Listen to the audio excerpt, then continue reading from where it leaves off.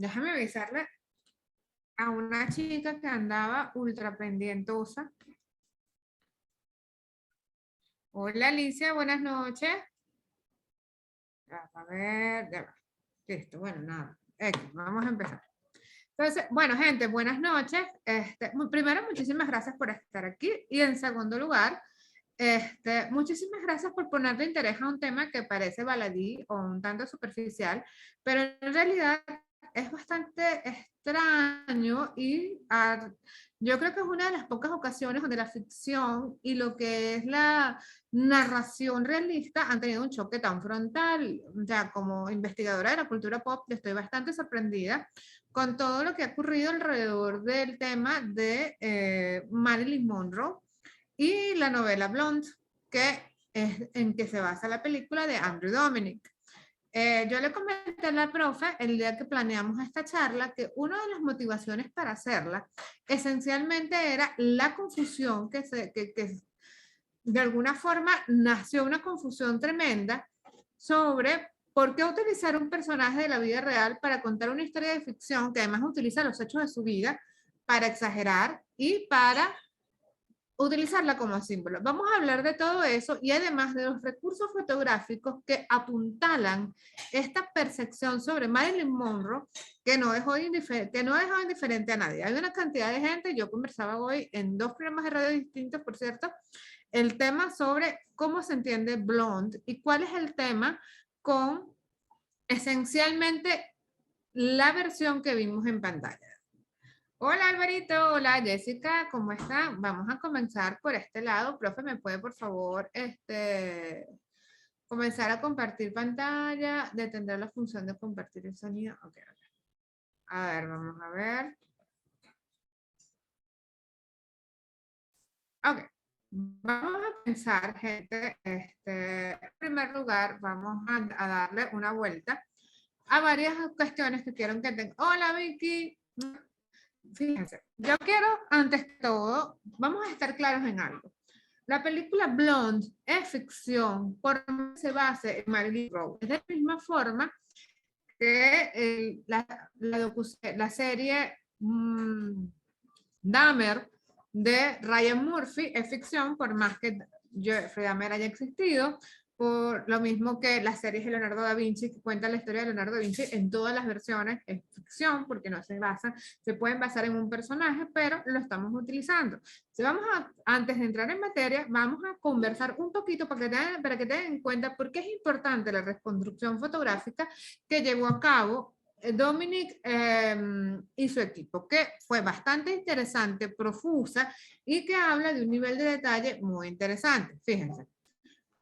Blonde, el argumento basado en la obra homónima de Joyce Carol Oates es un repaso en clave de ficción sobre la vida de la intérprete, ya sea porque la producción se confunde con una biografía cinematográfica o por su dureza explícita, el resultado resultó polémico. Las críticas se dividen entre lo que se considera una pieza de arte o la película más sexista y manipuladora jamás filmada. Hay una crítica que se llama Margaret O'Horen, una de las críticas del New York Times, que ella comentó que esta es una película que canibaliza a Marilyn Monroe, lo cual podría ser cierto porque la novela de Joyce Carol Oates está construida para mostrar cómo los sistemas estructurados pueden canibalizar a personas en condiciones como la que estaba Marilyn Monroe, que tenía algunos problemas mentales, estaba totalmente desamparada, no tenía familiares cercanos que velaran por ella. Entonces, fíjense, en el 2015, Oates dio una entrevista a The Times, a un periodista que le preguntó específicamente por qué la novela es tan dura, por qué la novela es tan, primero, utiliza símbolos tan complicados y en tercer lugar, por qué la novela es tan brutal con respecto a la mirada sobre Marilyn Monroe. Marilyn Monroe obviamente es un ícono para varias generaciones, lo que podría explicarse por qué hay tanta angustia con respecto a cómo fue tratada en la película, pero también, además de todo, es una versión que enfatiza los lados oscuros. El tema fue que Oates comentó que ella había utilizado la figura de Marilyn Monroe como una representación sobre lo que es el mundo del espectáculo en diferentes facetas y en diferentes renglones. Fíjense. Por ejemplo, mucha gente me ha preguntado el tema sobre el trío que supuestamente tuvo con el hijo de Charles Chaplin y otro chico allí. Y la cuestión es la siguiente. No es que lo tuvo, sino que ese tipo de relaciones existían en Hollywood y eran relaciones presionadas por el poder. Oates lo incluyó en su libro de tal forma de representar esa etapa. Lo mismo que los abortos inexistentes. Marilyn Monroe nunca habló de aborto, sino que tuvo un aborto espontáneo durante su tercer matrimonio con Arthur Miller. Entonces, el asunto es que la escena, todas las escenas no son apologías pro vida, nada por el estilo, sino que son hechos que ocurrían en Hollywood. En Hollywood, por ejemplo, Ava Gardner recibió un contrato donde se le amenazaba que de embarazarse tenía que abortar o sus beneficios como actriz iban a disminuir. Julie Garland se sometió a un aborto para mantener su carrera.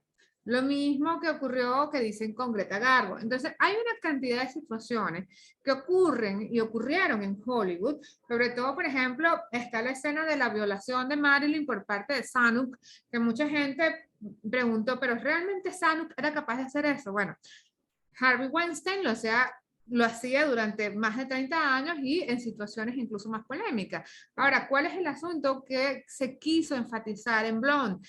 Que el tema sobre las violaciones a las actrices que eran sobre todo debutantes y llegaban a las oficinas de grandes ejecutivos era un mal endémico en Hollywood que Wade quiso obviamente poner en relieve y sobre todo hacer que tuvieras una opinión. La novela te confronta.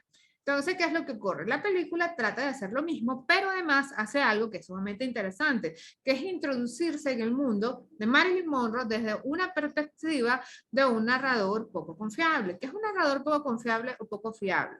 Es el narrador que te está contando su punto de vista, pero tú no sabes exactamente si eso pasó o no. Es lo que ocurre, por ejemplo, con la escena donde supuestamente Gladys, la mamá de Marilyn, la estaba ahogando.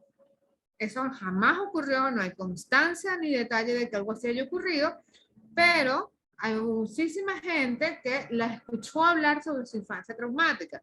De hecho, en una entrevista, Miller en 1958 le comentó a la BBC que la misma Marilyn le había dicho durante su matrimonio que en 3 ocasiones su madre había atentado contra su vida. Entonces, ¿qué hizo Oates? Agarró simplemente toda esta cantidad de información y la noveló, la ficcionó y creó un producto por completo distinto. ¿Es válido? Es completamente válido. ¿Es desagradable? Ya ese es el punto de vista de cada uno de nosotros. Pero ahora, ¿qué es más interesante? Que la película también explora y de forma muy inteligente el hecho del imaginario visual que todos llevamos a cargo sobre Marilyn Monroe. Aunque ustedes no lo sepan, aunque no les caiga bien, no hayan visto nunca una película, aunque les moleste incluso la gente que la imita visualmente como ícono, Marilyn Monroe está en muchas partes de nuestra vida. Y eso es lo que vamos a analizar en esta paso a paso para mirar a la película desde otro punto de vista por completo distinto. Entonces, vamos a comenzar primero por el hecho de que la película está basada en sus escenas visuales. Mucha gente me ha preguntado por qué cambia de formato, por qué cambia de blanco y negro, por qué motivo pareciera ser siempre que la película está en un grado onírico, incluso se utiliza en una parte muy angustiosa, visión infrarroja. ¿Qué es lo que está tratando de hacer el director? El director no está tratando de hacer la película más dramática, está tratando de contarte cómo fue la vida de alguien que vivió básicamente bajo los reflectores de la fama durante la mayor parte de su vida adulta. De hecho, Oates comenta en su libro que ella lo que hizo fue reimaginar qué le ocurriría a la psiquis de una mujer completamente corriente, una adolescente corriente, que de pronto se convirtiera en la celebridad más famosa del mundo. Y eso es lo que ocurre en la película, porque de hecho vemos a Norma Jean Baker transformarse de una mujer que está en búsqueda de un hombre, digamos, en un lugar, a una criatura por completo distinta y la relación complicada de esta criatura Marilyn Monroe con su creadora Norma Jean Baker. Hay algunas cosas en la película que por supuesto son completamente ficticias, pero una de las cosas que vale recalcar es el esfuerzo visual que se llevó a cabo un equipo de producción que estaba muy interesado en que recordáramos hasta qué punto Marilyn Monroe forma parte de nuestra vida. Entonces se los voy a ir mostrando punto a punto. Fíjense. Ana de Armas comentó hace unas pocas semanas en un junket de prensa en la que yo tuve la oportunidad de participar, que transformarse en Marilyn Monroe fue también entender la época en que vivió Marilyn Monroe. Marilyn Monroe no vivió en una época donde los actores tuvieran poder. Tampoco vivió en una época donde los actores tuvieran beneficios. Los actores eran productos creados a partir de una idea general sobre lo que debían ser. Se creaban productos, se creaban visiones, se creaban además la condición de existir para el consumo de las masas. Entonces, fíjense, Marilyn no es ni de cerca de las peores víctimas que han sufrido este canibalismo tremendo de la celebridad. Está, por ejemplo, Rod Hudson, que era un hombre gay que tuvo que sufrir durante una cantidad de tiempo gigantesco la presión de la fama por ser masculino. De hecho, hasta su nombre, Rod Hudson, trataba de expresar fortaleza y trataba de expresar una idea de profunda angustia sobre la masculinidad. Está también Montgomery Clift, que fue un hombre que sufrió muchísimo frente a las cámaras, Judy Garland, que tuvo todo tipo de inconvenientes, incluso una violación.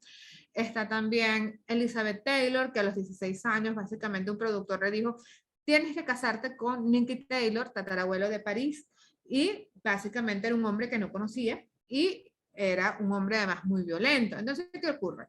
Los productos de la fama, hay un libro que se los recomiendo leer que se llama Hollywood Babilonia, que está relacionado directamente con la idea sobre cómo se observa y cómo se contempla la idea de Hollywood como creador de estrellas. Y eso puede sonar muy poético hasta que empiezas a leer los testimonios, por ejemplo, Bette Davis, hasta que empiezas a leer los testimonios de, por ejemplo, hubo varias actrices con problemas psiquiátricos que fueron abusadas con medicinas para que pudieran actuar. Hubo actores que tuvieron que trabajar con cáncer, por ejemplo, Humphrey Bogart. Entonces, ¿qué es lo que ocurre? El caso de Marilyn nos resulta muy cercano porque ella está muy cerca de nosotros en el imaginario visual. Y es lo que la película explota y lo que ha causado esta cantidad de polémica y esta preocupación colectiva sobre si realmente ella sucedió. A ver, ¿qué comentan por acá? Ah, bueno, exacto. Si tienen algún comentario, pregunta, lo que quieran, lo dejan en el chat y los vamos comentando. La cuestión no es que esto sea una clase magistral. Como saben mis alumnos, que creo que tengo varios acá, a mí me encanta conversar sobre lo que vamos hablando, porque además es un tema que nos toca a todos. O sea, la cuestión con Marilyn es que está inserta en lo que nosotros consideramos una versión realista sobre lo que somos y hacia dónde nos dirigimos, que es interesante porque la cultura pop nos refleja como un espejo. Entonces, ¿qué es lo que ocurre? Todo este malestar, yo he leído gente diciendo, bueno, esto demuestra que ella se lo buscó, porque ella estaba desesperada por ser famosa y aguantó todo eso. Hay una gran cantidad de conceptos exagerados y de conceptos crueles con respecto a las personas reconocidas o muy visibles, que son en realidad el reflejo de los que pensamos, de las que son anónimas o que están cerca de nuestro círculo, pero no se expresan de forma directa. Entonces, ¿qué es lo que ocurre? Esta película no es sencilla, pero además tiene un recurso visual sumamente rico que les voy a ir mostrando poquito a poquito. Y bueno, no se los muestro todito, porque pasaremos aquí como hasta las 12 de la noche, ¿no? Entonces vamos a empezar, fíjense. Una de las primeras cosas que Dominic quiso hacer fue recrear a Marilyn desde el punto de vista de las terceras personas que estuvieron en su vida. A ver, Verónica dice, a mí lo que me asombra de ciertos críticos que le dieron masazos a Blonde por la guerra encarnizada que le tienen a Netflix por el tema woke, pierden un horizonte por ello y hacen un pastiche agrio, pero estaba la versión llena Pero estaba la versión libre de Dahmer, porque si Netflix solo produce lo que quieren, eso sí está chulo. En todo caso, la Marilyn que imaginó y la voz de Marilyn que canalizó Donovan me parece más coherente que la Marilyn con la que se venía fantaseando antes que esta versión de Marilyn tan sentida de Dominic. Yo tengo claro, es que fíjense, hay un tema, lo que acaba de decir Verónica es capital. O sea, hay un tema con los biopic. Este no es un biopic, este es una ficción con un personaje real. Por ejemplo, Dahmer. Dahmer nos pasamos 6 capítulos en la mente del asesino y tan desagradable que conozco mucha gente que no pudo seguir. Y después nos insertamos en la vivencia de las víctimas. Entonces, fíjense, Netflix puede hacer estos experimentos con gente que nos parece despreciable y nos parece morboso y nos parece fascinante que se dicotome y se diseccione un asesino en serie. Pero cuando se toma una celebridad que nos simpatiza y nos agrada, entonces la sensación es que nos están insultando, no solamente como fanáticos, sino además como parte de todo lo que rodea a este boato, digamos, de cariño y amor que la gente profesa, por ejemplo, a la figura de Marilyn Monroe. Fíjense una cosa. Una de las cosas que muy bien como comenta Verónica es que esta película rompe, incluso siendo ficción, esa imagen idealizada de que Marilyn tenía una soledad melancólica, que Marilyn vivía a extremos, digamos, de una especie de irrealidad creada por la fama. Marilyn fue una persona con problemas psiquiátricos que sufrió muchísimo y que fue explotada por su entorno. De forma que en la película hay muchas versiones sobre lo que le está pasando a su alrededor, además de ella misma. Fíjense, el fotógrafo Sam Shaw se fue, que era muy amigo de Henry Miller, su tercer esposo, se fue a su casa para captar a Marilyn durante todo lo que fue su matrimonio con un escritor. A Marilyn hasta ese momento se le consideraba una rubia tonta. ¿Cuál es el problema del estereotipo de la rubia tonta? Que ella estuvo sufriendo el estereotipo de no ser tan buena para protagonizar películas que le pudieran valer nominaciones o reconocimiento de la crítica especializada por el hecho de ser extremadamente bella. Una de las cosas que la película recupera y que sí está criticado fue así, fue que Miller cuando lo conoció se sorprendió y se desconcertó hasta tal punto que básicamente quedó deslumbrado porque no solamente era una actriz preparada y competente, sino además era una lectora que sabía exactamente de qué estaba hablando. O sea, ella era una mujer culta. Y es un artículo que voy a publicar mañana, que lo escribí precisamente para después de esta charla, cuando Marilyn murió, una gran cantidad de sus libros fueron a parar a manos de su amigo Lee Strasberg. Y Lee Strasberg hizo una lista de los libros que leía Marilyn. Las lecturas de Marilyn eran libros de profunda existencialismo. Estaba Sartre, estaba Simone de Beauvoir, estaba incluso Karl Marx, que por ese libro es que por mucho tiempo se pensó que Marilyn era comunista, también porque ella rechazó las condiciones de Sanuk y básicamente se peleó con los estudios para poder tener condiciones de trabajo y condiciones laborables profundamente realistas. ¿Qué era lo que pasaba? Los actores eran explotados como obreros. Un actor trabajaba durante 365 días del año, probablemente en jornadas extenuantes de 17 horas, para celebrar la fama, para sostener a Hollywood, y los contratos eran sumamente crueles, que incluían incluso su vida privada. Marilyn fue una de las primeras personas, junto a Bette Davis y Ava Gardner, que lucharon furiosamente contra ese sistema. ¿Lo lograron desconstruir? No lo lograron desconstruir porque se deconstruyó con el tiempo y con el esfuerzo mancomunado de varias personas. Pero lo que le ocurrió a Marilyn es un tema que a mí me parece interesante porque la visión de ustedes lo deben haber visto, hola Vare, preciosa, Emilia, hermosa. Una de las cosas que ustedes debieron haber visto en la película es que Marilyn siempre está en mitad de un torbellino de dolor. Mucha gente me dice, pero su vida fue tan terrible. Probablemente no fue tan terrible. Recordemos que esta es ficción y es la versión de Waits, pero de todas formas Marilyn sufrió como sufrían todos los actores y actrices de esa época. Que nosotros no lo sepamos hace que sea más complicado, porque imagínense las personas anónimas que nunca vamos a saber que fueron violadas, que fueron abusadas, maltratadas, explotadas. Marilyn es un símbolo de un tipo de industria que no solamente deglutía a sus estrellas, sino que las transformaba en productos de consumo que tenían una limitación tremenda. Fíjense, a mí hay una película que me cae muy mal, que se llama Mi fin de semana con Marilyn Monroe, que es con Michelle Williams, donde pareciera ser que, bueno, yo no sé, o sea, yo lo que pensaba era esta tristeza melancólica y poética de dónde sale, porque realmente Marilyn Monroe, tal cual como dice Verónica, era una persona que la pasó terrible y no es que solamente la pasara mal, es que realmente sus condiciones pasó una cantidad de atrocidades que nadie debió. Entonces, fíjense, Sam Shaw, que sabía todo esto que yo les estoy contando, él le pidió permiso a Miller para fotografiar a la estrella más deslumbrante de Hollywood en su casa. Y esa es una de las cosas que representa y reconstruye la película.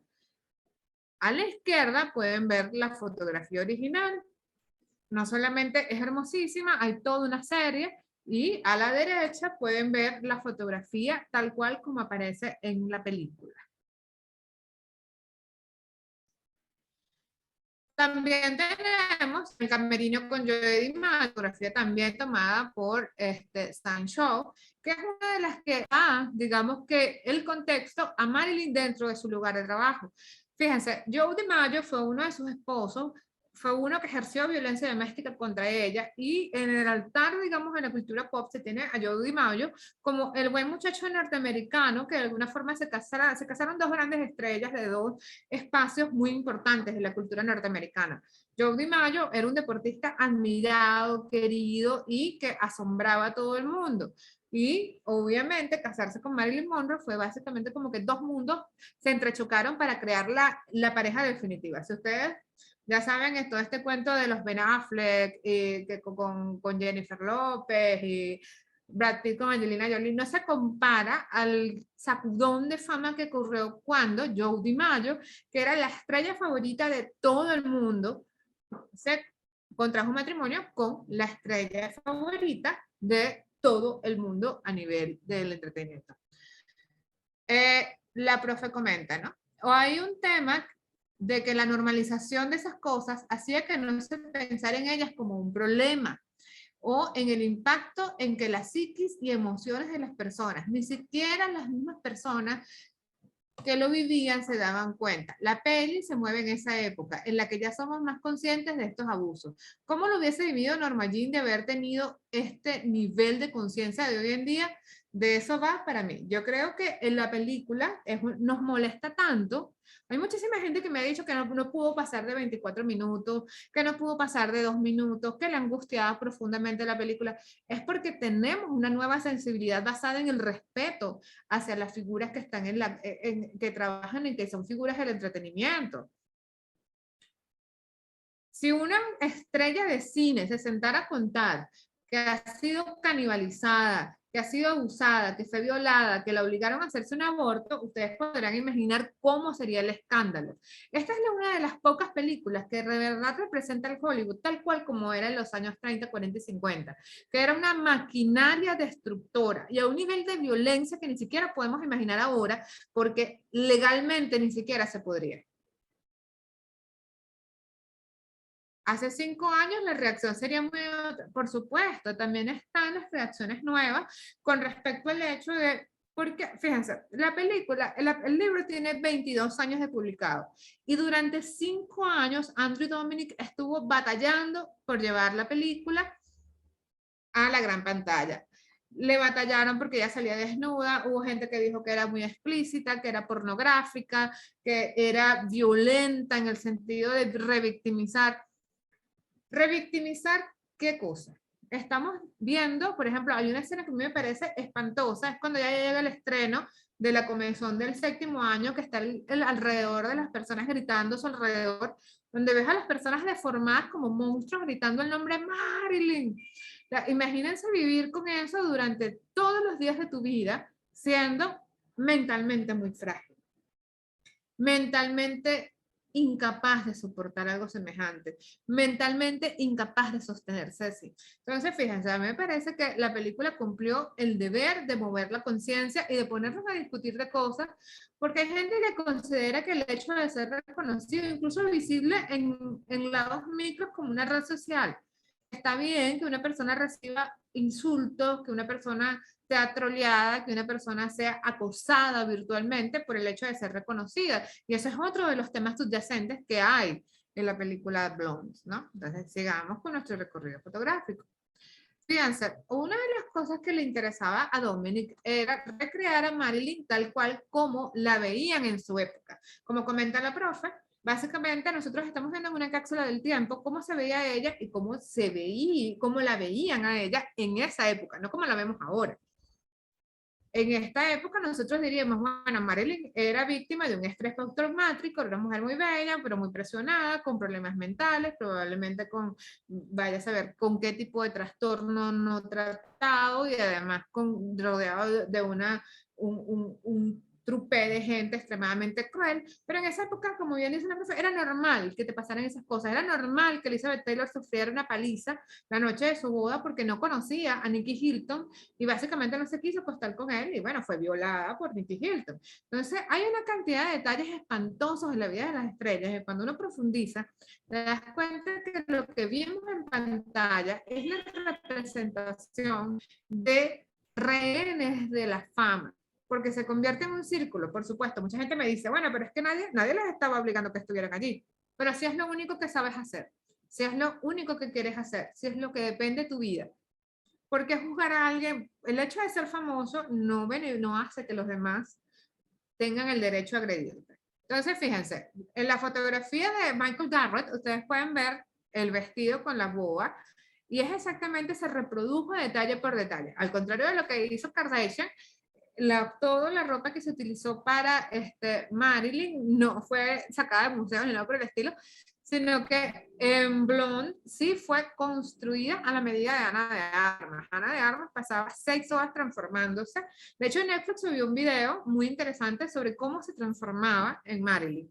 Eso incluía desde prótesis de silicona para redondear la cara, porque recordemos que en aquella época el ideal de belleza era muy distinto al nuestro. Además, era capas de maquillaje, una peluca específica, ella nunca se, o sea, Ana de Armas no se tiñó el cabello. Entonces, cuando uno ve la transformación, eran 6 horas de maquillaje para lograr el efecto que lograron. Entonces, ¿qué pasa? Ellos trataron de imitar fotográficamente, además, las condiciones y el entorno de Marilyn, lo que hace que tengamos esta sensación de ser voyeurs dentro de lo que le está ocurriendo a la actriz. Entonces, fíjense, fotograma de los caballeros la prefieren rubias de Howard Hawks. Esta es una de las películas esenciales por la que todo el mundo conoce a Marilyn Monroe y además esta es una escena que todo el mundo la reconoce. Que haya sido incluida, no solamente es un renglón, no es mucha gente dice que bueno, fue un insulto, una de las películas más graciosas, porque resulta que cuando estaba pasando estaba ocurriendo en paralelo una situación extremadamente sórdida. En realidad los caballeros la prefieren rubia fue digamos que la percepción más dura sobre cómo se percibía realmente a Marilyn dentro de Hollywood. Ella era la rubia tonta, la mujer preciosa, la invitaban a galas para que adornara. O sea, imagínense ustedes pasarse 12 años de su vida hasta que se volvió inmensamente famosa y pudo tener su propia productora, pero los primeros 12 años de carrera que alguien te dijera, básicamente, tú no sirves para nada que no sea posar, tú no sirves para nada que no sea verte hermosa, tú no sirves absolutamente para nada que no sea ser Marilyn como producto. Ella básicamente estaba convencida de que su belleza no solamente era un enemigo, por eso dicen que la criatura Marilyn Monroe fue la que mató a Norma Jean Baker, que en realidad era una persona que tenía muchos intereses, tenía, bueno, yo leí una entrevista a Musha Prada, que Prada siempre vistió a Marilyn Monroe y fue muy interesante porque uno suele pensar que, bueno, lo que pasa es que la ropa no es tan importante y el mundo de la moda es totalmente frívolo. Prada muchas veces escuchaba todo lo que tenía que decir Marilyn Monroe sobre, con respecto a cómo quería verse y qué quería transmitir, porque Marilyn estaba perfectamente consciente del efecto que tenía, porque ella estaba construida y ella de alguna forma asumió ese papel para ser una especie de reflejo del ideal de belleza de una época, lo que la puso en una situación muy dura, ¿no? Entonces, fíjense, en el fotograma de Some Like It Hot de Billy Wilder, que es una de las grandes comedias, Básicamente, si vieron la película, hay algo interesantísimo, que fue que el director intercambió fotogramas de la película original con el de la película Blonde. De alguna forma, nosotros estamos viendo la película y estamos viendo de vez en cuando flashazos de la película de Billy Wilder. Y eso hace que muchísima gente me pregunta, pero no puede ser que Ana de Armas se pareciera tanto a Marilyn Monroe. No solamente se parece, sino que además del trabajo, la actriz se tomó la molestia, que me parece extraordinario, de leer el libro, conversar con Oates, hacer una profunda investigación privada sobre la vida de Marilyn Monroe, visitar sus espacios, vestir su ropa por mucho tiempo. Entonces, ¿qué ocurre? Cuando se hacen estas recreaciones fotográficas, fíjense que la fotografía es un documento, y de eso lo hemos hablado todos los fotógrafos, que es un documento visual que básicamente recrea las épocas y conserva en una cápsula, digamos que intelectual, la forma como concebimos los espacios del tiempo, ¿no? Por aquí dice, la normalización, efectivamente, aquí dice Verónica, la normalización, efectivamente, no me aparté ni un segundo de sus casi 3 horas y tiene tantas riquezas, tono, ritmo, ambiente, símbolos suficientes para seguir tu ruta, la ruta hacia esa piel y lo que va por su debajo. Es que es eso. Además hay un tema que yo creo que es una de las veces donde se deja claro que Marilyn fue agredida no solamente por el público, por un sistema que estaba creado para mantenerla dentro de los estándares, sino que además es algo grave, que todos aceptaban que sí debía ser porque ella era famosa. ¿Cuántas personas no han preguntado, bueno, pero qué hacía ella ahí si no quería?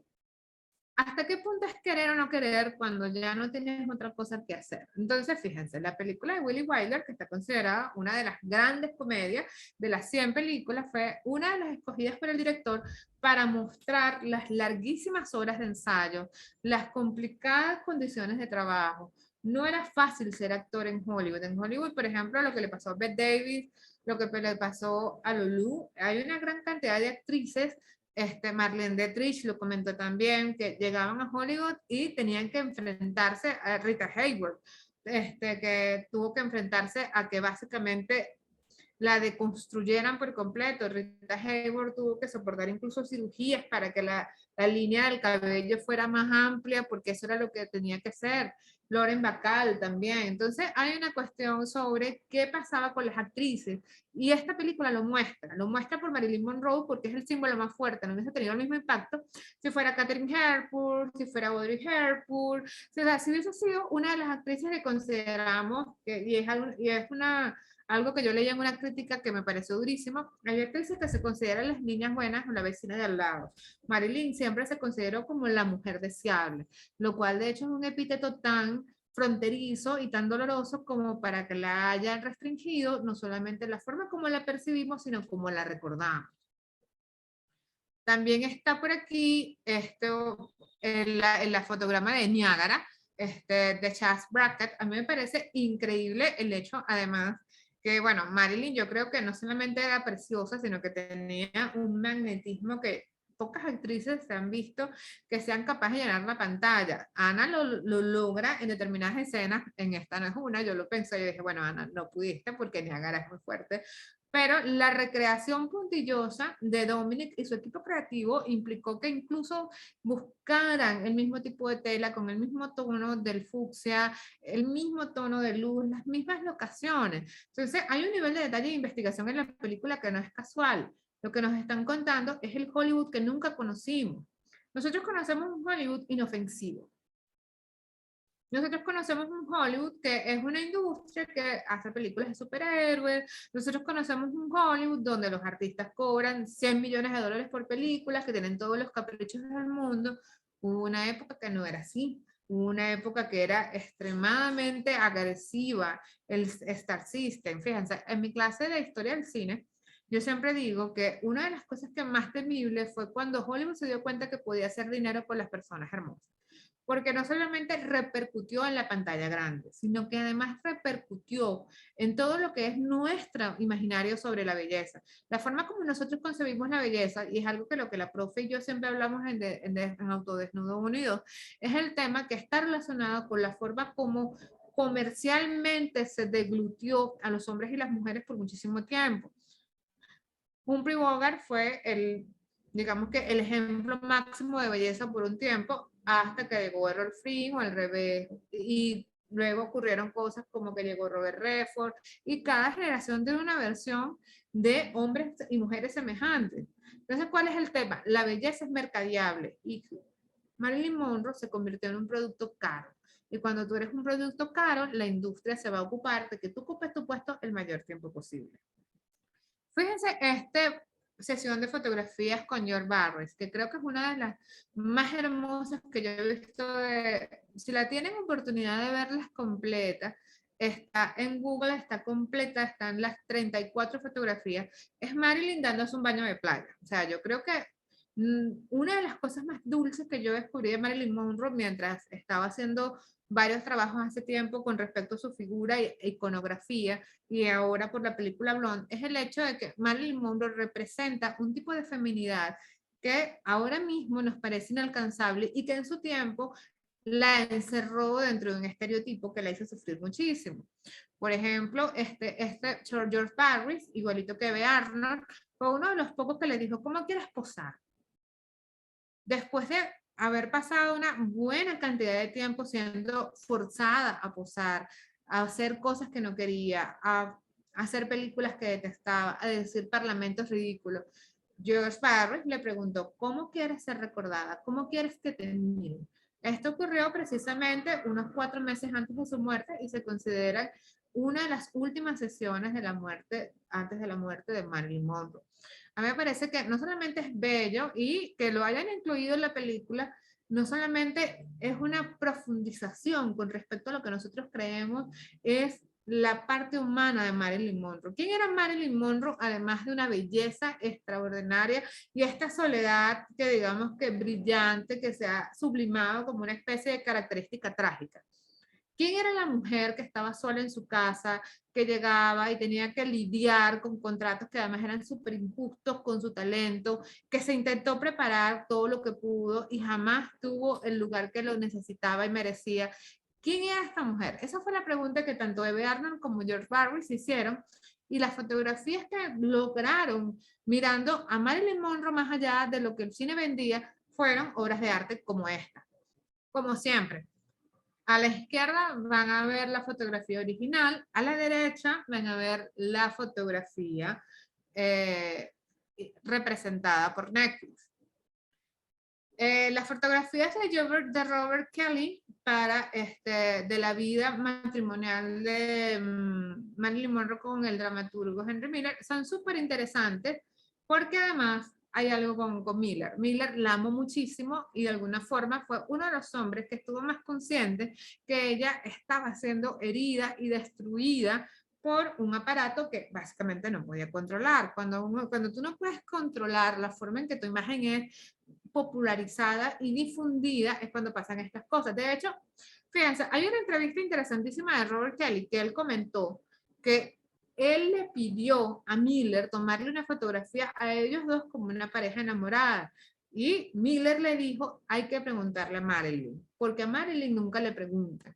Entonces, imagínense hasta qué punto es el hecho de cuando no te hacen preguntas o no tienes control sobre la forma como te miran. Ya, imagínense que pierdan el control total de su imagen, que ustedes les digan qué color se tienen que teñir el cabello, cuál es el maquillaje que deban usar, cuál es la ropa que deban llevar, y que si no lo hacen, eso va a repercutir en todo lo que saben hacer y en lo único en lo que se consideran exitosos. Bueno, por eso es que el índice de suicidio en el Hollywood de los años 20, 30 y 40 es altísimo. Las actrices y los actores no soportaban la presión gigantesca sobre ellos y ni siquiera soportaban la sensación constante de estar bajo un escrutinio cada vez más violento. Hubo algo de ese discurso, no sé si vieron Elvis de Baz Luhrmann, también hubo un poquitico sobre eso, porque Elvis también fue un producto y Elvis fue utilizado, maltratado, fue construido una especie de espacio silencioso que lo convirtió en un rehén. Y yo creo que una de las cosas que más me sorprendió de la película de Elvis, con todos sus excesos, exageraciones cosas inexactas, está el problema de cómo la fama puede convertirse en una arma que se puede utilizar incluso legalmente contra la persona que la tiene, ¿no? También bueno, están las partes más complicadas, que son la fotografía de Peter Waterman. Peter Waterman era el paparazzi que seguía a todas partes a Marilyn Monroe. Marilyn Monroe no pudo ni siquiera pasar el duelo de sus divorcios a solas. Cuando ella se divorció de Joe DiMaggio, ella básicamente tuvo que salir al público a explicar por qué se estaba divorciando del niño de América. No habló de maltrato, pero sí habló que era insoportable la situación. Marilyn Monroe no tenía privacidad. O sea, ella llegó a un punto que los fotógrafos estaban apostados frente a su casa 24 horas del día y que una fotografía de las lágrimas de Marilyn Monroe reportaba más de $8,000, lo cual para la época era básicamente una fortuna capaz de hacerte la vida completa. Lo mismo que los paparazzis modernos, solo que en este caso todos estaban enfocados hacia ella. Sobre todo cuando comenzaron los rumores a su alrededor sobre una relación con JF Kennedy, los paparazzis empezaron a perseguirla porque estaba esperando que evidentemente en algún punto ella iba a mostrarse con alguno de los Kennedy. Se cuenta que, bueno, que JK Kennedy hizo todo lo posible por disimular, pero bueno, hay recursos, hay un documental en Netflix que se llama el documental inédito de Marilyn Monroe, donde se muestra básicamente la forma como Kennedy rodeó de seguridad a un nivel enfermizo a Marilyn, y no por cariño o protección, sino para evitar que sus secretos salieran a la luz pública. Y bueno, esta fotografía es durísima. Yo cuando la vi, la recordé de inmediato y me pareció que fue una forma de representar, o sea, que tú no, imaginen por un momento que ustedes no puedan llorar a solas, que en ese momento que uno se siente profundamente avergonzado porque está llorando, alguien acerque una cámara a tu cara y comience a tomarte fotografías, y que esas fotografías tengan un valor económico. Marilyn vivió eso durante más de 15 años, incluso después de muerta. Marilyn sufrió la indignidad absoluta de que alguien entrara en la morgue y le tomara fotografías sobre la plancha del forense patólogo, que me parece uno de los actos de crueldad más bárbaros que he escuchado en mi vida. Hay fotografías de cuando Marilyn fue golpeada por Joe DiMaggio que se vendieron en subasta. Entonces, imagínense que no tengas ni un gramo de privacidad.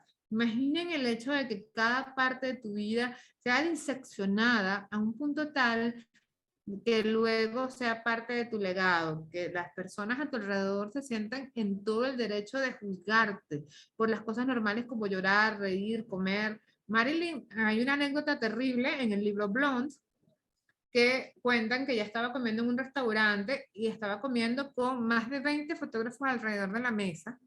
Mientras ella comía, cada bocado era fotografiado, entonces ella básicamente dejó de comer, o según el libro, que no es fiable porque es ficción, recordemos, ella pasó meses sin comer porque estaba aterrorizada por la sensación de ser básicamente un animal de laboratorio. Entonces, imagínense esta sensación siempre, esta sensación desde que te despiertas en la mañana, que te asomas a la ventana para tomar un rayo de sol y hay un fotógrafo esperando que lo hagas para vender tu fotografía. Esa fue la vida de Marilyn Monroe. Eso es lo que muestra Blonde. Por supuesto, uno de los fotógrafos más famosos es el de la comezón del séptimo año, que fue el motivo por el cual, y eso sí está comprobado, porque el mismo hijo de Joe DiMaggio lo comentó, motivo del divorcio con el beisbolista. ¿Qué fue lo que ocurrió? Ella, Marilyn Monroe, tenía trabajando en películas donde era un objeto sexual por mucho tiempo, hasta que se casó con este hombre, que era, digamos que era muy conservador. Yo creo que fue una mala decisión directa. Y bueno, el problema nació porque él le hizo prometer que jamás iba de nuevo a hacer escenas donde él tuviera que avergonzarse. O sea, ¿cuál es el espectro de vergüenza de una persona que ni siquiera es él? Entonces, la cuestión es básicamente que cuando se grabó esta escena, la escena se convirtió en emblemática a tal extremo que había póster en toda Times Square en Los Ángeles. Se llenó a la imagen de las piernas de Marilyn Monroe, de la ropa interior de Marilyn Monroe.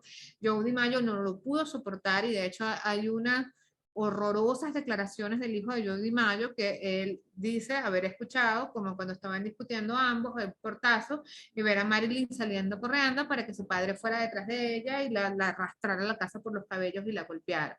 Yo creo que las condiciones de vida de Marilyn están no probablemente retratadas con toda justicia en Blonde, porque ni Oates ni Dominic están de acuerdo en, digamos, en mostrarle el lado luminoso. Hubo cosas luminosas de Marilyn Monroe que, por supuesto, no se mencionan en la película, pero que son reales. Por ejemplo, ella se peleó con los productores de Hollywood, puso su productora y desde entonces tuvo la decisión creativa de todo lo que hizo, aunque evidentemente ese derecho estaba permeado en su contrato, pero fue una de las mujeres que tuvo la vanguardia en ese sentido. Era una mujer querida por su entorno, tenía amigas, en la serie, en la película se le muestra como que está profundamente sola, también hay una serie donde se habla sobre la soledad, digamos que de entorno y de red de contención de Marilyn Monroe, pero yo creo que esta fotografía marca un antes y un después en cómo conocemos a Marilyn Monroe. Si ustedes cierran los ojos por un minuto, la primera imagen que van a tener de Marilyn Monroe probablemente sea la de Andy Warhol o esta. Y no es casualidad que Andy Warhol dijera que él fotografiaba productos y le pidiera fotografiarla a él, y o sea, le pidiera una imagen de Marilyn Monroe. Entonces seguimos por este lado. Fíjense, Life Magazine hizo un photoshoot que fue muy interesante y que la película recrea de forma exacta, a tal extremo que se buscó no solamente la forma de recrear la situación. Ana de Armas estuvo durante varios días con un fotógrafo que la persiguió, un fotógrafo que la hostigó. Ana de Armas comentó en Vanity Fair hay una entrevista extraordinaria de Ana que comenta que por 2 días ella sintió lo que era el canibalismo de la fama y después de esa experiencia se tomó estas imágenes. Las imágenes completas son extraordinarias, las pueden estar en Vanity Fair, no están incluidas en la película, pero el documento fotográfico es tan interesante porque permite entender a Marilyn dentro de otra versión de ella misma, que es la que está re atrapada sobre su propia imagen. Ella tenía un control en este momento directo sobre cómo se veía y la forma de mirarse era extremadamente importante, ¿no? También tenemos por este lado la sesión con John Reinhardt, que es la que deben haber visto en la película, que también forma parte del imaginario colectivo. Marilyn Monroe fue una chica pin-up, también fue una chica calendario, también hizo un calendario desnudo que la persiguió por muchísimo tiempo. La portada más vendida de Playboy fue la de ella, donde está desnuda. Hay una gran cantidad de situaciones sobre el cuerpo y la imagen y la elaboración de la conducción, digamos, iconográfica de Marilyn que la afecta en todas partes. Porque además nos remite a preguntas sobre nosotros mismos. Nosotros vivimos en la época de la imagen. Vivimos en la época de las pizarras gigantescas, digamos que son las grandes redes sociales donde nuestra imagen puede dejar de pertenecernos. ¿Qué pasaría si alguien agarrara nuestras fotos y las reprodujera como le han ocurrido a muchísimas personas y perdiéramos los derechos sobre lo que somos? Básicamente la respuesta sería no la subas si no quieres que te miren. Ahora la pregunta es, que te la suban te da derecho a que alguien haga mal uso de tu imagen, que es lo que ocurre frecuentemente con Marilyn y ocurrió frecuentemente con Marilyn. Marilyn no tenía la posibilidad de hacer demandas por mal uso de su imagen. Marilyn tuvo que soportar chantajes por desnudo. Marilyn tuvo que soportar persecuciones por fotografías donde parecía demasiado sexy para la censura de la época. Marilyn tuvo que soportar que fuera utilizada como emblema de lo que estaba moralmente incorrecto en un momento en que el conservadurismo norteamericano realmente fue bastante cruel y bastante violento con todo lo relacionado con la feminidad y el erotismo de la mujer. Hugh Baker fue otro de las personas que tomó fotografías de Marilyn frente al espejo. Dicen que fue una de las cosas favoritas de Marilyn, mirarse frente al espejo, lo cual habla muchísimo de su estado mental. Ella sabía que estaba desnuda y probablemente hay un libro que se llama Fragmentos, Poemas y otras notas, está escrito por ella y Herne Hertz, porque Marilyn también escribía, y ella comentaba que siempre que se miraba al espejo sabía que la persona que estaba mirando era Marilyn Monroe, pero que Norma Jean no se reconocía en esa mujer que sonreía, que no solamente sonreía, sino también tenía una preponderante, digamos que percepción sobre su relevancia a nivel cultural. Marilyn no podía ir a playas, Marilyn no podía ir a restaurantes, Marilyn no podía ir a ver sus propias películas, Marilyn no podía caminar por la calle, Marilyn no podía salir de su casa, que es las escenas estas extremadamente perturbadoras de la última parte de la película, donde ella básicamente está encerrada con algún tipo de ensoñación paranoica que reflejan cómo se sentía Marilyn en los últimos años. O hay muchas más grabaciones de ella llamando a sus amigos y comentándole que sentía que había personas en la casa, que había personas observándola. Imagínense esa condición creada y construida a través de una escritura que ni siquiera considera parte de ti misma. Hay una excepción entre Marilyn Monroe y Norma Jean Baker que me parece que la película explora de forma muy inteligente. Ahora también la película incluyó un par de cosas que me parecieron geniales, que fue las portadas de revistas que protagonizó Marilyn Monroe. ¿Qué hizo la producción de Blonde? Las reprodujo. Y las reprodujo utilizando todas las condiciones, e incluso papel original de cómo se veía. Entonces, aquí las tienen, ¿no? Ana de Armas y el equipo creativo de Blonde recrearon varias de las portadas de revistas más icónicas de Monroe para la película. Y no solamente lo hicieron para celebrarlo, sino para que tú entendieras hasta qué punto Marilyn estaba en todas partes. Marilyn no era una actriz que estaba en la pantalla, no era una actriz que ibas al cine y la veías y la olvidabas al salir. Marilyn estaba en las vallas, Marilyn estaba en las revistas de los puestos y los kioscos. En alguna época sin internet los kioscos lo eran todo. Marilyn estaba en la portada de cada cosa importante que sucedía, estaba en la política. Entonces es algo considerable la forma como la película recrea esa omnipresencia de Marilyn en todas partes, ¿no? Fíjate, esta es Ana de Armas en varias de las portadas más famosas de Marilyn. A mí me pareció adorable que además no solamente sea idéntica, sino que básicamente Ana se transfiguró. Este no es un trabajo de parecerse físicamente, es un trabajo de investigación sobre el personaje que a mí me asombra. Como saben, yo soy crítica de cine, o sea, cuando uno realmente ve este tipo de actuaciones, sorprende hasta qué punto un actor puede internalizar la idea de que qué ocurrió con la otra persona, qué pensaba con la otra persona, qué mirada tenía esa otra persona a la que quiere representar sobre sí mismo. Entonces, obviamente, estas portadas también son una parte de una iconografía que se reproduce y se reconstruye a un nivel profundamente extraño porque son como reproducciones de obras de arte que a su vez están representando una figura icónica que representa una época, que yo creo que es una de las grandes cosas, ¿no? Para finalizar, bueno, quería dejarles lo que vieran, que cuál era el libro en que se basaba todo esto, es Blonde de Joseph Carol Oates, que en Caracas, si están en Caracas lo pueden comprar, está en varias librerías, todavía quedan librerías en Caracas, está en Insomnia, está también en Tecniciencia, y es un libro que es largo, es complicado de leer, duro de asimilar, pero es un libro necesario para comprender no a Marilyn, sino a comprendernos a nosotros, cómo percibimos a las personas y a la forma en que la cultura se manifiesta a través de las celebridades. Nosotros hemos crecido mirando celebridades, lo que pasa es que cuando somos conscientes de eso y hasta qué punto nos afecta, es que ocurren estas controversias como las que estamos viviendo con Blonde.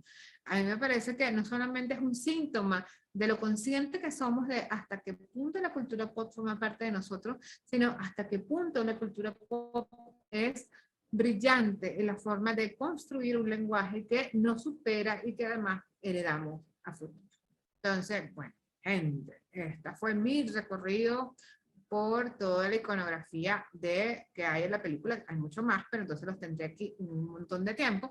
Si alguien más tiene preguntas, puede hacerlas todas, porque me preparé para cualquier pregunta que me quieran hacer, las que quieran preguntar y los que quieran hablar, yo pues, las escucho. Yo sé que mucha gente se sintió incómoda con la película es perturbadora, es muy fuerte, digamos que es violenta en muchas de sus percepción. Entonces, si alguien quiere hacer preguntas o hacer Yo, comentarios, me encantaría escucharlo. Cuéntame, mi yo, Berenca hermosa. Dale. yo quería comentarle, por eso mismo entré a la charla, para poder escucharte a ti, profe, porque definitivamente la película me dio mucha piquiña.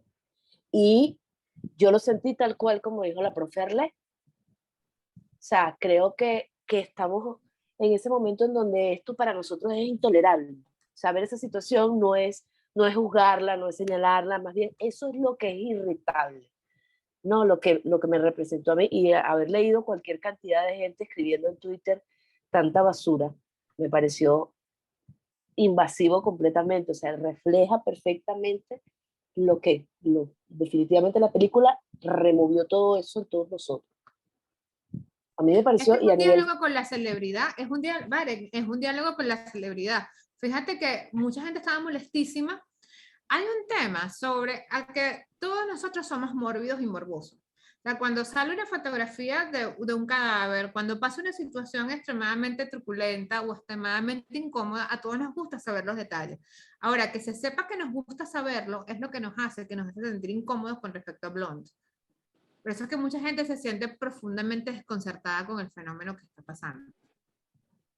a mí me pareció interesantísimo el retrato, obviamente la actuación de Ana fue espectacular, pero el recurso cinematográfico utilizado, en donde va el fotograma, o sea, de la foto original, y luego se abre la toma y se desenvuelve la escena, eso me pareció maravilloso, espectacular. O sea, yo creo que eso fue lo que me Fue atrapó maravilloso. Además que yo creo que, claro, además que te da a entender que toda la vida de Marilyn está documentada como que si fuera un recorrido visual a través de también de la forma como nosotros reaccionamos a la fama y el entretenimiento. O sea, ¿por qué hay gente discutiendo por la memoria de Marilyn, gente que jamás nos conoció 3 generaciones después?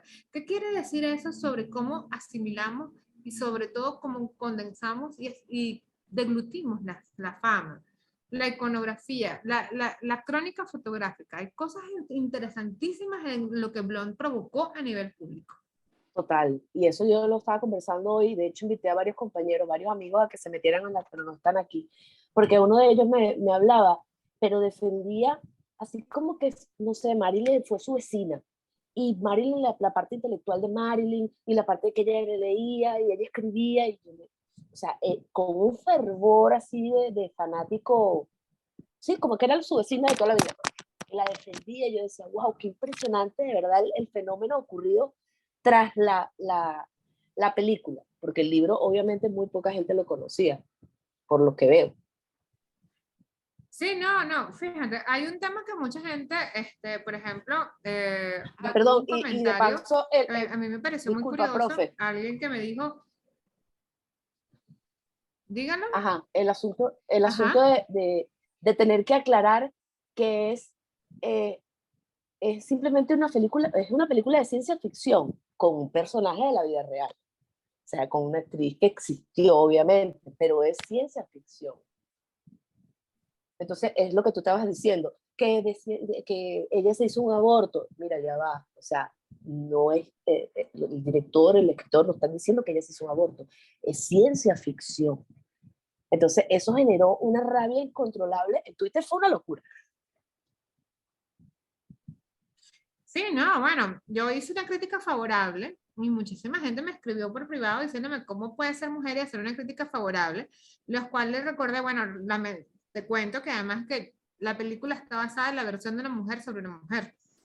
Entonces, es el tema de cómo uno se siente también, o sea, cuántas veces nos ha ocurrido, y esto es un nivel general de cómo nos observamos, que realmente sentimos una conexión emocional tan profunda con una actriz como para considerarla parte de nuestra vida y que sea proclive a defensa. O sea, porque esa es la otra, la defensa, el amor y la sensación de que Marilyn pertenece a cada uno de nosotros. Tal cual lo que te pasó a ti, a mí me ha pasado, muchísima gente me dijo, esta es una representación bidimensional, ¿dónde está Marilyn haciendo las cosas hermosas que ella hacía? Y yo me quedé pensando, oye, ¿qué clase de amor para que después de tantos años de su muerte haya gente que lucha por su memoria, que está ofendida porque su memoria no es realzada como ellos esperaban que fuera? Hay un tema complejo sobre nuestras relaciones con la fama, ¿no? Sí.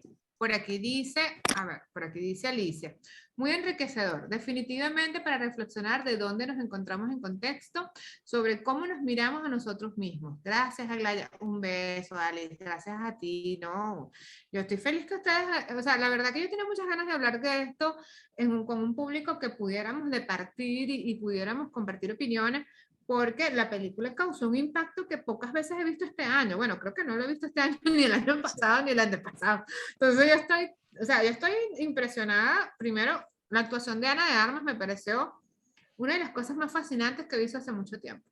O sea, ella no está disfrazada de Marilyn, ella no está fingiendo ser Marilyn. En algunos puntos yo sentí que ella sentía que era Marilyn y era un homenaje sentido doloroso de una actriz a otra actriz. Y entonces yo pensé, dije, bueno, ¿cuánto material emocional hay en esta película como para que sea tan profundamente desconcertante, ¿no? Vero dice, sí, bravo Ana de Armas. Ana de Armas es una cosa increíble. O sea, Ana de Armas no solamente es mimetizarte en el personaje, sino además brindar un sentido a todo el dolor que Marilyn no pudo expresar, porque Marilyn no lo tenía permitido. Una actriz no podía verse triste, por eso es que las fotos de Marilyn llorando costaban tanto. O sea, hay una cantidad de temas sobre eso. ¿Alguien más quiere hacer un comentario? ¿Una pregunta? Por lo que quieran hacer, yo los escucho. Tito, cuéntame, Tito. Hola, profe, ¿cómo estás? Muchas gracias Bien, mi amor, cuéntame. por ese feedback, por ese análisis que haces de la obra, porque hay cosas que uno pierde de vista. Por ejemplo, el lado de Marilyn Monroe como lectora me agarró completamente fuera de base. O sea, nunca me comí el cuento de la rubia tonta, pero eso que tú contaste sobre la biblioteca que ella tenía y todo eso, por ejemplo, me parece son como cosas muy importantes sobre la vida de ella, ¿no? Mi comentario, bueno, primero me llamó mucho la atención la película, me encanta Ana de Armas, o sea, va a entrar ahorita en mi altar de grandes actrices, porque ha pasado de papeles comedia a hacer una cosa como la que hizo ahorita, o sea, para mí esa es la demostración que ella es una gran actriz. La fotografía de la película, las imágenes en blanco y negro, todo eso me pareció genial, me pareció muy crudo porque está relatando algo crudo, o sea, es una película que te relata quizás no, sino de manera ficticia, muchas cosas que están vinculadas, como tú dices, a Hollywood, pero cuando tú cuentas esas cosas, tú no las puedes contar con edulcorarlas, no puedes endulzarlas, no las puedes, tienes que contarla con un poco de crudeza, ¿no? Pero lo que me ha llamado mucho la atención y es algo que como dirían en Argentina, me rompe un poco las pelotas, es el tema de las reacciones en las redes. O sea, las reacciones en las redes son tan en blanco y negro, tan irracionales, tan... O sea, la película no me gusta y por tanto es una mierda. O sea, el tipo no entiende nada, el tipo no sabe hacer cine, el tipo no sabe, se meten con el director, en algunas críticas, entre comillas, porque la mayoría son comentarios de Twitter y de Facebook, pero también hay unas críticas así como que ponen al tipo como que hasta pornografía, como eso es una pornografía barata lo que él hace. Digo, bueno, la gente no como que, o sea, una cosa es que te guste o no te guste. Lo que pasa, Tito, es que fíjate, ese es el menosprecio, eso digamos que es un ego cultural, o sea, la gente no, por ejemplo, yo siempre digo que me pagan por lo que sé, no por lo que opino. Entonces, por ejemplo, mis críticas están enfocadas al hecho de cómo manejar mejor los materiales que nos llegan en las películas, si se estructura bien el guión, si todo lo que sea el escenario. ¿Qué pasa con cuando la gente te llega y yo digo con críticas de la tapa de la barriga? Que bueno, si no te gusta eres un ignorante o si te gustó es un ignorante. Esas son descalificaciones a tu opinión. Que yo realmente, bueno, yo asumo que, no sé, o sea, si las necesitan hacer, bienvenido sea, pero no forman parte, digamos, del hecho estético como tal de una película que ha provocado este tipo de conversaciones. ¿Hace cuánto tiempo que nosotros nos hablamos de una película así como lo estamos haciendo ahora? ¿Hace cuánto tiempo que no nos sentábamos a debatir de forma inteligente y ponderada sobre una película que puede no gustarnos, pero no nos dejó indiferentes? Entonces yo creo que es inteligente, es inteligentísimo el asunto. Para ver, mira, por aquí en el chat está on fire y están comentando cosas. Por aquí Alice dice, y ahora esta cuestión por el lado racial también, polémica por lo de la sirenita o de Salman que no incorporar la raza de los personajes al core del cómic. Todo un tema para analizar. Sí, bueno, después podemos hacer, yo puedo hacer una charla específicamente sobre la iconografía de la sirenita, yo creo que se la debemos a la escuela porque también es fotográfico, y eso también sería una forma de analizar por qué nos molesta tanto. Hay gente que le molesta muchísimo, hay gente que está tranquila con la idea. ¿Me escuchan? ¿Me caí? ¿Hola? ¿Me caí? Estás No, te ahí. estamos escuchando. Está bien, está bien. Ah, ok, gracias, gracias, gracias. Entonces, gracias. Entonces, fíjense, por aquí María Fernanda dice, tengo entendido que Ana de Armas incluso llegó a ver el tinte de la fama de Alejandro Bellema en su investigación del personaje. Después, Edgar Ramírez es lo más cercano que hemos estado de la actriz. Sí, yo creo, hay un tema. No, bueno, yo pues, María Fernanda, si te interesa el tema de todo el proceso de Ana, yo escribí un artículo sobre eso, se va a publicar mañana. Si me dejas tus redes, yo te lo mando, no es por autobombo, sino porque, bueno, es una investigación que nos llevó tiempito en hipertextual y que probablemente te guste leerlo. Vicky dice, el nuevo bebé de Tito es una belleza. Ah, sí, bueno, los gatos de Tito son bellos. Y gracias, bueno, por la aclaración, es que aquí está lloviendo a cántaros y bueno. ¿Alguien más con alguna pregunta, algún comentario? Los quiero escuchar a todos porque de verdad estos fenómenos pasan pocos y son súper interesantes. Dice Marina, en mi opinión es una película difícil de ver. Yo la vi después que leí algunas críticas y pude entender de qué se trataba. La película es muy dramática. Me alegro que la vida de Marilyn haya tenido momentos alegres. Sí, no, Marina, de hecho, yo creo que obviamente la película está enfocada hacia un renglón del dolor, demostrando qué es lo que está ocurriendo dentro de la conformación y la confrontación de cómo asumimos la celebridad como hecho estático, ¿no? Ya está cristalizada en esa idea de la soledad melancólica y poética, de que estaba sola y abusada. Entonces todo eso está allí. El tema es que esto no es un biopic, esto es una ficción. Entonces, y bueno, es eso, ¿no?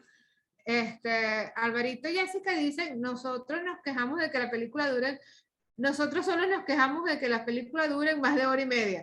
Sí, bueno, también está todo esto de que la película se hizo, para mucha gente se hizo durísima porque fue como una reiteración de dolores y angustias durante una gran cantidad de tiempo que se convirtió, mucha gente me comentó, yo sentía que era pornografía el sufrimiento. También se puede percibir de esa forma, pero es que eso fue lo que pasó en algunas partes, ¿no? Pero al menos hubo gente que sufrió muchísimo en Hollywood y que no tiene nombre. Hubo gente que sufrió, bueno, ahí está la persona que la conocen probablemente como la Dalia Negra, que fue una actriz que fue asesinada de la forma más cruel, violenta y vulgar que se pueden imaginar. Está el actor que hacía de Superman en blanco y negro en la serie, que sufrió todo tipo de vejaciones y al final se suicidó. Hollywood siempre ha sido muy trágico. Lo que pasa es que afrontar que es trágico quiere decir que hemos estado medio ciegos, ¿no? Que es una de las cosas que esta película deja claro, que estamos viendo como que la mitad realmente de lo que está pasando. ¿Esta película solamente muestra el lado oscuro? Sí, porque el libro solamente analiza el lado oscuro. Hay muchos libros que la analizan de forma bellísima. Yo les voy a dejar una listica después, cuando la profe pase el correo de agradecimiento por haber participado, yo les voy a pasar una listica también de todos los libros. Hay libros preciosos, hay libros poéticos. Marilyn Monroe da para todo, porque además es una persona que realmente es una persona muy fascinante. Me parece que ella era súper interesante en una época donde las mujeres tenían prohibido serlo, y me parece que ella, más que la actriz, más que el sufrimiento, más que el símbolo de Norteamérica en crecimiento y decrecimiento, era también una mujer fabulosa.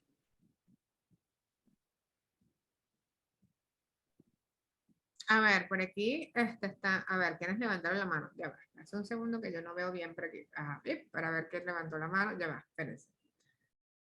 A ver. Ajá, profe, cuénteme. Yo muy modosita levanto mi mano para que me Yo dije, qué linda chica. así, o sea, mire, no, bueno, escuchando a Varenga que decía lo de las redes, ¿no? O sea, tengo como dos comentarios. El primero que es bastante irónico que la reacción haya sido tan violenta como la película. Es decir, la gente critica la película, pero desde un lugar súper violento. Y es como, es paradójico, ¿no? Porque la gente, Te no quejas de la sé, violencia siendo violento. exacto, entonces es más de lo mismo, ¿no? Y hay como una ceguera ante eso por el derecho a opinar, ¿no? Y es como, es todo esto que ha traído las redes sociales de que, bueno, aquí yo digo lo que me da la gana, como me da la gana y todo lo demás, pero no nos estamos dando cuenta de que estamos contribuyendo a una espiral de violencia importante eh, y- con esas reacciones, ¿no? Eso por un lado. Y lo otro, hablar un poco de que ha sido muy, muy estudiado este asunto de, o sea, desde la filosofía, digamos, de la imagen, este asunto de si las imágenes son violentas solo por ser, y en este caso estamos hablando de cine, o sea, las escenas son violentas o si es el entorno en donde se ponen lo que las hace violentas, ¿no? Es que son como dos cosas distintas y eso se ha discutido mucho, por ejemplo, en el fotoperiodismo, ¿no? Como esta cosa de la pornografía, de por qué me tienes que poner el cadáver ahí de lo que pasó y la gente muerta y todo lo demás, como ese no hay necesidad, ¿no? No hay necesidad. Y eso es algo que he escuchado mucho con esta película. Es que no hay necesidad demostrarlo, es que no hay necesidad de que sean 3 horas, es que no hay necesidad, bueno, no hay necesidad de que le haya pasado absolutamente nada a esa muchacha, pues, la verdad. Pero el asunto es cuando pones esta película en una sociedad que es una sociedad violenta, lo que resulta es violencia, lo demuestran las redes sociales y entonces es como, es- se convierte en un espejo al final. ¿Sí? Todo el mundo está espejando lo que le sucede por la razón que sea, ¿no? De cómo abordamos las cosas, no las abordamos desde bueno, desde la reflexión, desde el entender qué es lo que me están diciendo. Hay como una cosa con la literalidad que a mí me dejó muy loca con la película de que todo el mundo hay como una lectura muy literal de muchas cosas también, ¿no? Y claramente esta es una película de autor. No es una película, para mí, no es una película, obviamente no es una película de entretenimiento, no es una película cualquiera hollywoodense, es una película de autor. Es Eh, una película además artefacto, profe, porque es claro, una película que funciona a varios niveles. a O varios sea, niveles. fíjense, cuando cambia de formato, o sea, los cambios de formato, arriba, abajo, blanco y negro, de colores, el revelado, la forma de estructurar el lenguaje fotográfico, todo te está enviando mensajes. Todo, Por eso absolutamente molesta, todo. Sí, porque claro, invade tu espacio mental sobre lo que consideras visualmente aceptable. O sea, por claro. ejemplo, la parte que todo el mundo ha criticado sobre ella haciéndole sexo oral a Kennedy, Ujú. es una escena donde no ves absolutamente nada, pero tu imaginación recrea todo lo demás y es tan desagradable para ti lo que inspira que te resulta absolutamente incómoda y violenta. Entonces, Ojo, imagínate, si a ti te y resulta puede ser violento, ¿cómo fue para desagradable, ella? claro, y puede ser desagradable o no. Porque he hablado con personas que la escena les ha excitado y les molesta que les haya excitado Ah, la sí, me lo escena. han comentado. Sí, sí. Entonces, claro, ¿y por qué? Porque te está espejando de nuevo. Y me parece que el asunto también es que cuando cualquier cosa que miras te remueve, eh, lo que suele pasar es una reacción. Y creo que estas conversaciones sirven un montón como para no reaccionar, sino mirar, ¿no? Como observar, bueno, ¿por qué me está moviendo de esta manera? ¿Qué es lo que está pasando conmigo? ¿Qué es lo que me está removiendo a mí para yo pensar de esta manera? ¿Sí? Este, y te pone a pensar. Entonces, claro, no es una película para entretener, es una película que definitivamente te pone a pensar. Yo vi Dahmer en 2 días semimaratón porque no soporté verla completa en un día. Y de seguido vi Blonde. Horrible. Y de seguido vi Blonde. yo me quería matar. O sea, era como que, pero Dios mío, por favor, una pausa. Es Después, espantosa, después, Dahmer es Hizo lo horrible. mismo. después puse, después Hizo lo puse, Y mismo. Dahmer es sumamente gráfica. después Además, o sea, hay puse cosas una en cosa Dahmer de que uno se Disney. pregunta, Después ¿hasta puse qué una- punto es explotación de la crueldad? O sea, la parte donde él está friando el hígado de una de las víctimas. Yo me quedé preguntándome, ¿pero esto es explotación de la crueldad? ¿O qué es esto? ¿O yo qué estoy viendo? O sea, hay un tema. Fíjense, profe, por aquí están comentando cosas chéveres en el chat. Ujú. Vicky dice que para mí lo impresionante es que Marilyn se ha mantenido en el tiempo. Nosotros no la conocimos, pero siempre ha estado allí. No he visto la película y la veré. Me encanta que te haya animado a ver la película, que tengas una opinión que me parece súper valiosa. Dice, wow, sí, si hablar de la versión hollywoodense, Verónica nos agradece tanto al autor y al artefacto potente. Es que hay muchas cosas en esta película. Nosotros podríamos estar hablando durante horas y horas, la profe y yo, sobre, porque fíjense, nosotros trabajamos con imágenes, sobre todo que yo trabajo con autorretratos y yo he tenido una investigación sobre lo que hace la imagen con nosotros. La cultura te arrebata el poder sobre cómo te tienes que ver porque te dice cómo se debería ser tu imagen. A Marilyn eso lo integraron a su vida. Marilyn no podía subir de peso. Marilyn y todas las que estaban alrededor de ella y todas las actrices de su época. Entonces, por supuesto, mucha gente dice, bueno, pero ¿quién se estaba quejando si ganaban millones de dólares y todo el mundo las quería? Ahí está la demostración de que no era tan fácil. Entonces, cuando tú dices eso, entonces la otra respuesta es, pero bueno, entonces ella quería estar ahí. ¿Realmente quería estar ahí? ¿Qué haces después de estar ahí? ¿A dónde te vas siendo Marilyn Monroe? Te retiras y eres Marilyn Monroe. ¿Qué hubiese pasado si Marilyn Monroe hubiese sobrevivido a los 36? ¿Qué fue lo que le pasó a Greta Garbo? ¿Qué fue lo que le ha pasado a una gran cantidad de actrices que terminan suicidándose porque la atención pública es tan abrumadora y es sobre todo tan violenta y maltratadora que simplemente te arrasa? Entonces son cosas que nos preguntamos, que deberíamos preguntarnos. ¿Quién más quiere por aquí comentar? Leti, te vi abriendo el micrófono. Cuenta. No, realmente no, nada, o sea, a mí lo que, o sea, te estoy oyendo, yo entré al foro porque yo empecé a ver la película y a mí lo que me pasó fue lo que tú dijiste, a los 30 minutos me sentía asfixiada y paré la película. Pero me fui a internet a buscar críticas y me conseguí una crítica de Confidential, un periódico español, creo que es LA, o no sé.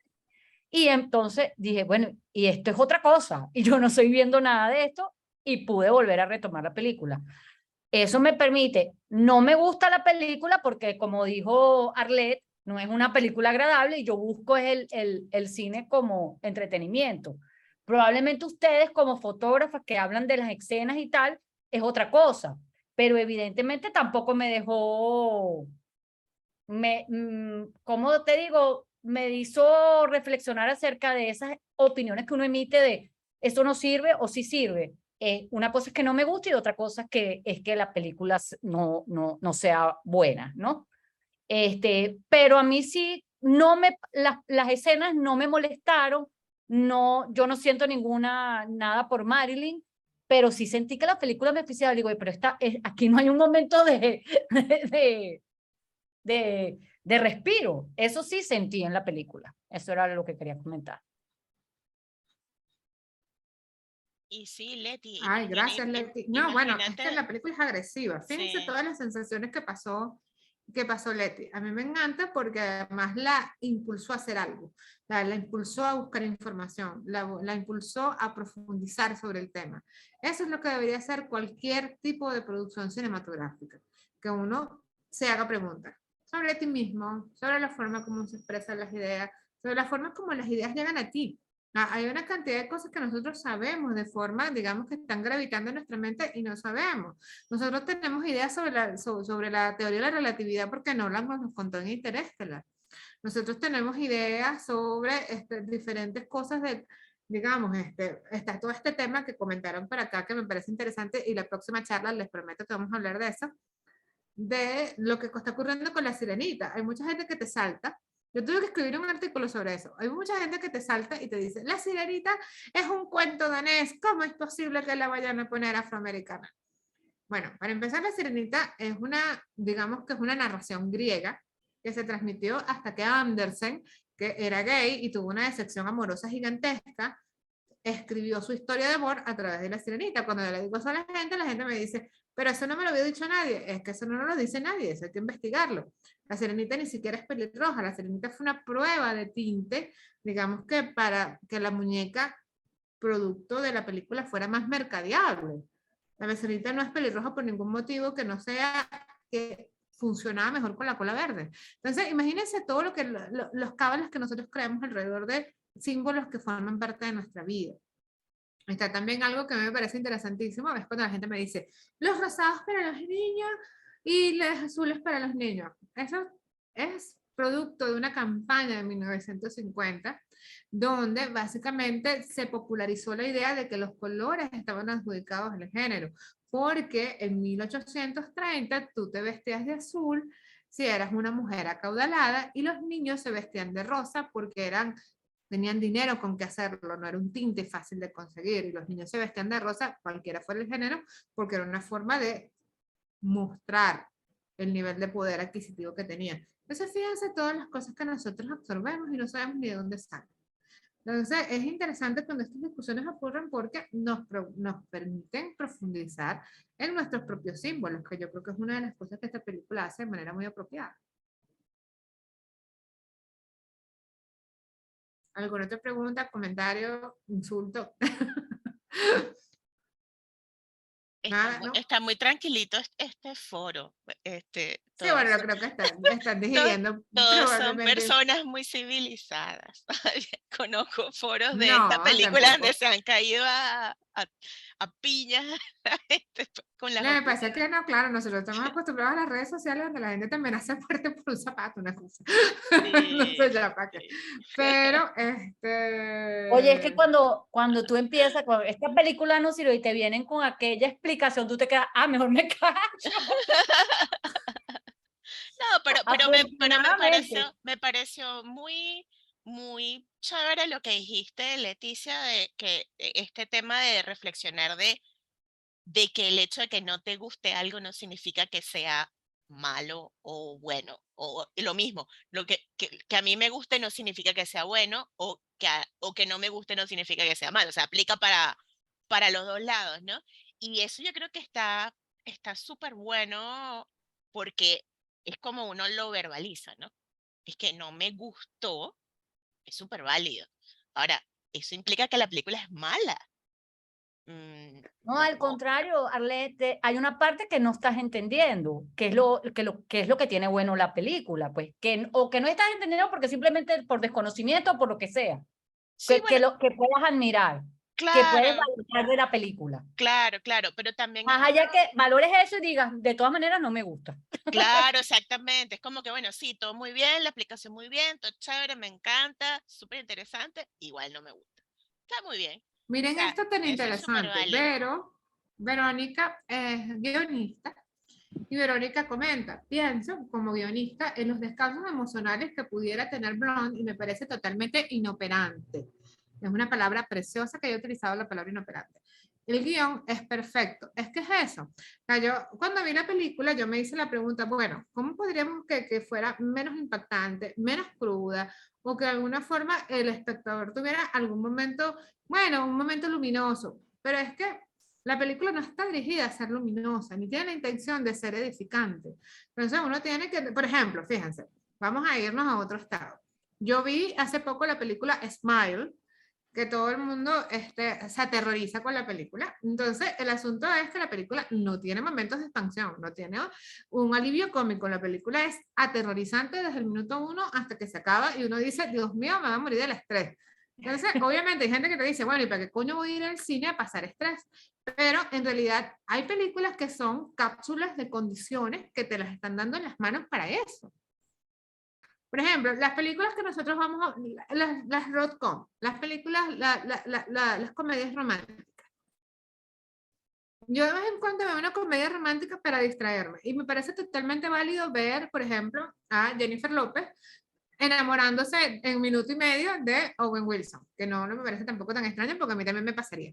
Entonces, el asunto es que la comedia romántica es un género que sirve para que tu mente se desconecte de la realidad y estés tranquila, estés feliz, sientas que el mundo es perfecto.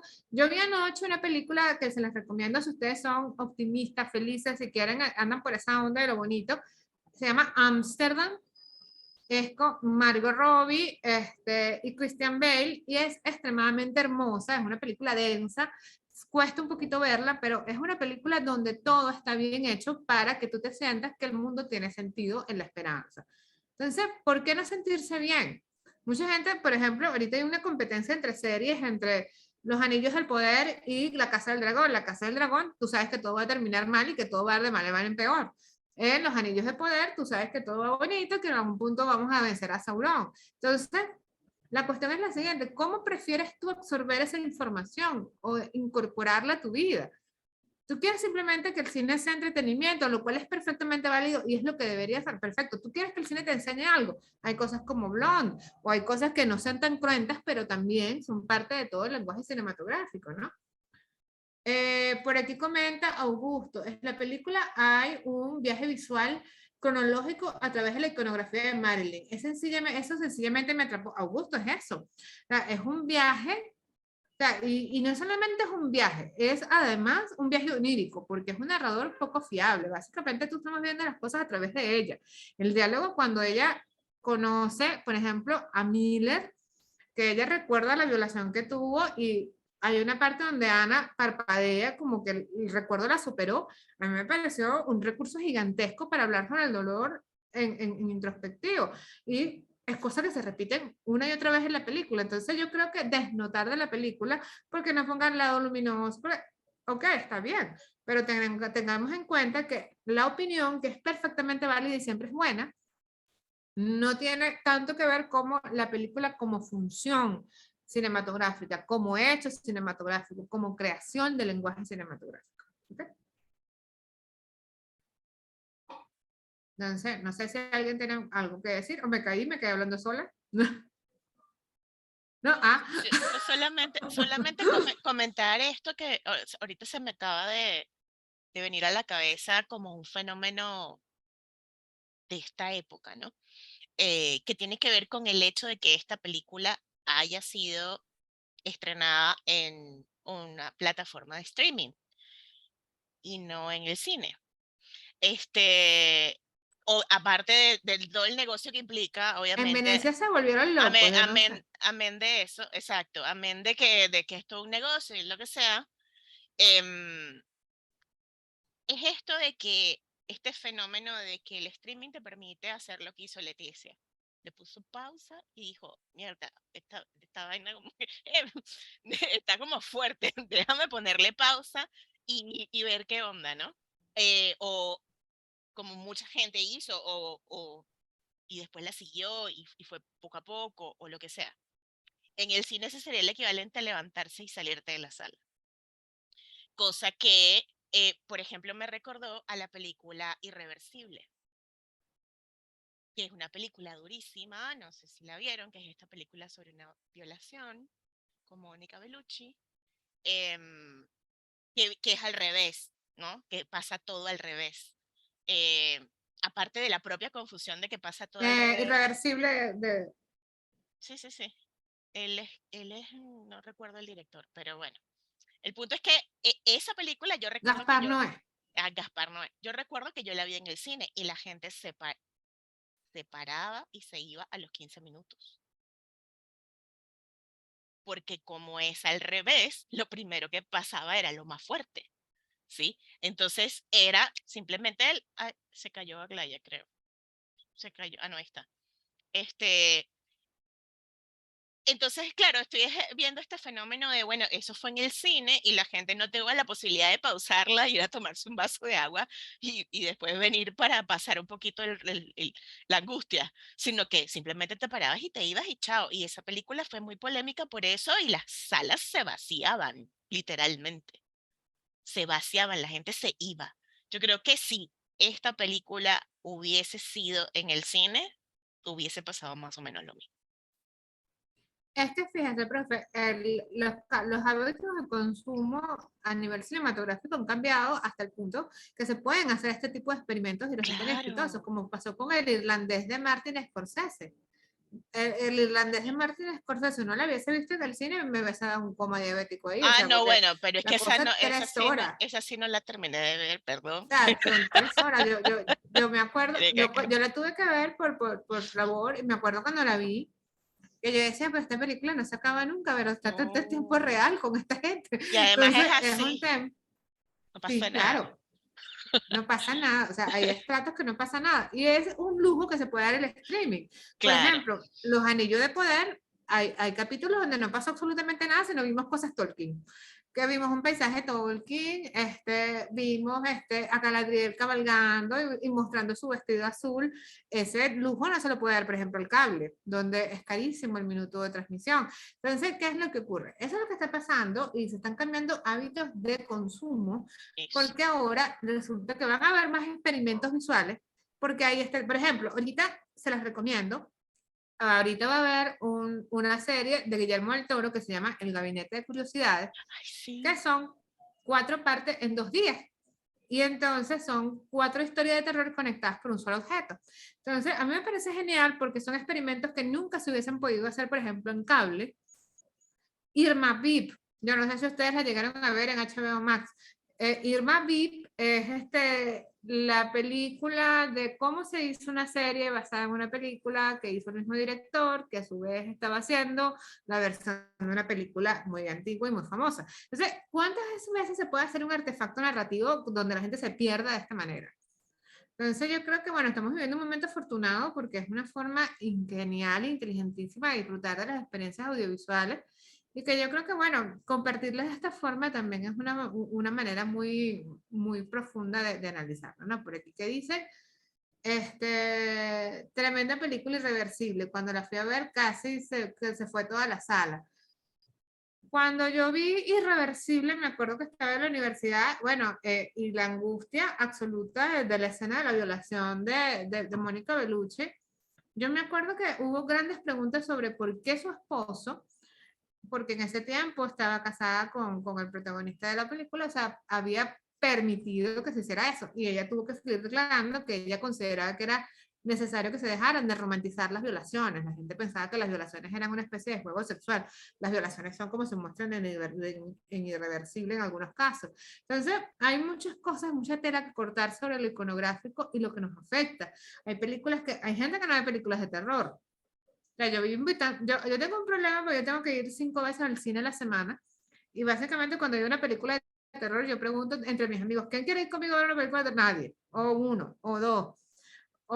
Entonces hay un tema sobre eso, aparte, ¿no? Sobre el tema de qué soportamos, de qué no toleramos, de qué estamos aceptando y consumiendo, que yo creo que esta película también puso en la discusión pública de una manera apropiada e inteligentísima.